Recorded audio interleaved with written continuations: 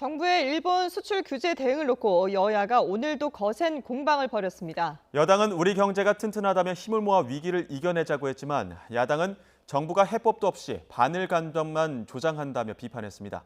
자세한 소식 국회 연결해 알아보겠습니다. 최민기 기자. 네, 국회입니다. 네, 일본 수출 규제에 대한 해법이 또 엇갈렸는데 오늘 여야 발언들 전해주시죠. 네, 더불어민주당은 어제 일본의 화이트리스트 배제 조치가 공포된 데 대해 부당한 조치에 맞서 모두가 단결해야 한다고 강조했습니다. 특히 불확실성을 키우려는 일본 의도대로 되기엔 우리 경제가 튼튼하다고 거듭 밝히고 이 성급하게 근거 없는 불안감을 가질 이유가 없다고 다잡았습니다.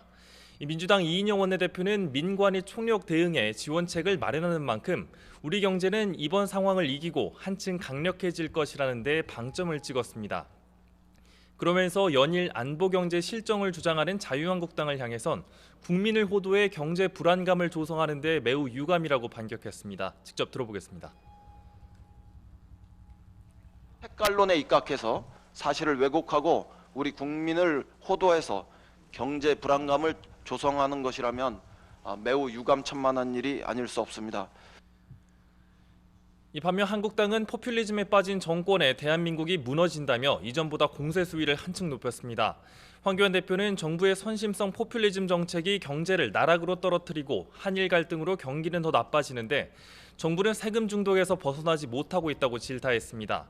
또 최근 도쿄올림픽 보이콧과 일본 여행 금지 발언을 겨냥해 집권 여당이 총선용 반일 감정 확산에 목을 메고 한일 관계를 파국으로 몰아간다고도 지적했습니다. 여기에 외교 역사상 이렇게 4강 외교가 모두 무너진 사례는 한 차례도 없었다고 강조하면서 정부 스스로 고립의 길을 걷고 있다고 비판했습니다. 총선용 반일 감정 확산에 목을 메고 한일 관계를 아예 돌이킬 수 없는 길로 몰아가는 것입니다. 바른미래당 오신환 원내대표 역시 민주당이 구체적 해법을 내놓지 못하고 국민의 반일 감정에 기대 상황을 악화시키고 있다고 비난했습니다. 최근 민주당 소속 서울 중구청장이 명동 일대에 일본 반대 현수막을 무더기로 내걸었다가 철회해 빈축을 산 것은 그런 문재인 정부의 민낯을 대신 보여주는 것이라고 쓴소리를 냈습니다. 정부와 여당이 엉터리 정책으로 경제를 망친 데 이어 일본과의 경제전쟁까지 중구난방으로 대응해 엉망진창으로 만들고 있다고 비판했습니다. 구체적인 해법은 내놓지 못하고 국민의 반일 정서에 기대서 아무 말 대잔치나 벌이며 상황을 악화시키고 있습니다. 네, 민주평화당 내부 상황도 한번 살펴보죠. 결국 분당 수순으로 접어드는 건가요? 네, 그렇습니다. 당 진로와 정동영 대표 등 지도부 거취 문제를 놓고 갈등을 겪었던 민주평화당 내용 사태가 결국 분당으로 귀결되는 모습을 보이고 있습니다. 정 대표의 사퇴를 촉구하는 비당권파 모임인 대한정치연대 소속 평화당 유성엽 원내대표는 오늘 오전 10시에 이 같은 내용의 기자회견을 했습니다. 대한정치연대 소속 의원 10명 모두 탈당하겠다며 탈당 시기를 다음 주 월요일 11시로 못 박았습니다.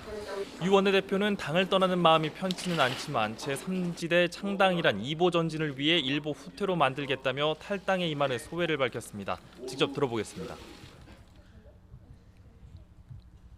당을 떠나게 두는 마음이 편치만은 않습니다. 그러나 제3지대 신당 창당이라는 2보 전진을 위한 1보 후퇴라고 애써서 생각을 해봅니다. 이에 대해 민주평화당 당권파인 박주현 수석 대변인은 당권을 내려놓으라는 주장을 계속하면서 탈당을 시사한 것은 어떤 핑계를 대더라도 명분이 없다고 비판했습니다.